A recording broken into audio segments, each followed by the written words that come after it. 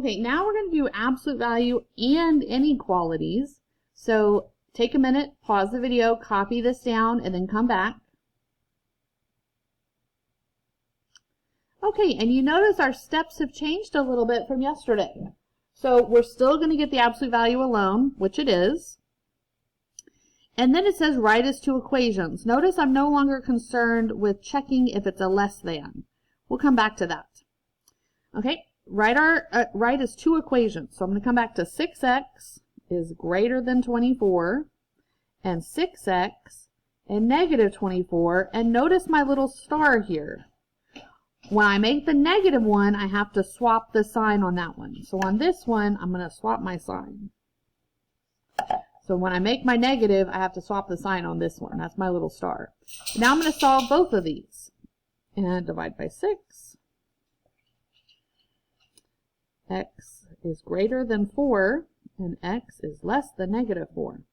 And then my last step is graph, and we already practiced this.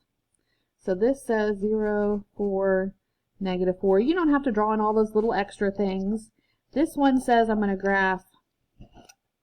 These are going to be open circles, remember. If it looks like this, it's an open circle. If it looks like this, it's a closed circle. So this one is going to be open circles. This one starts here at 4 and it goes this way. And it starts here at negative 4 and it goes that way. And we're done. All right, the next one, number 2.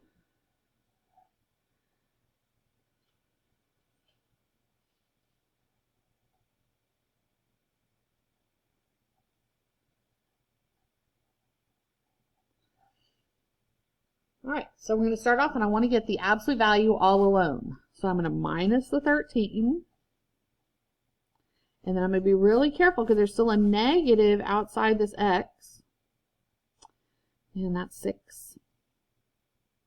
And then to get rid of this negative, I'm going to divide by negative 1. And I'm going to remember, anytime I divide by a negative, I have to flip my sign.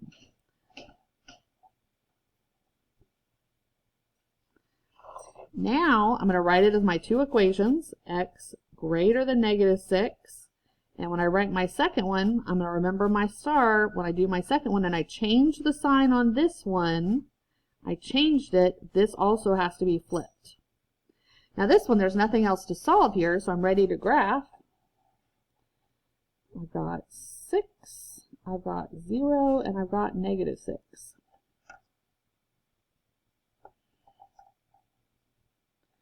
So here, when I do 6, it looks like this. And when I do negative 6, it looks like this. And it's got the whole thing there. Now, this is not like the ones we did before. This is the whole thing. And let's just think about it for a second. How do I know it's all real numbers? Well, because when is an absolute value going to be a positive? This is a positive.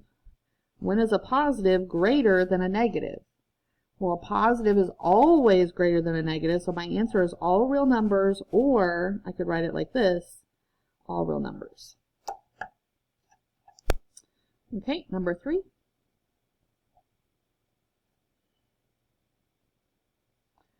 Okay, so step 1, get this part alone. It is. So here I'm going to have absolute value. And then step 2, write it as two equations. So 2x minus 8 is less than 12. And then 2x minus 8 negative 12. And when I switch the sign on this one, I have to switch the sign here. So this becomes that way. Now I'm going to solve each one of these. Plus 8, plus 8, plus 8, plus 8. This cancels. 2x less than 20. 2x greater than negative 4, divide by 2. X is less than 10, x is greater than negative 2. Then I graph.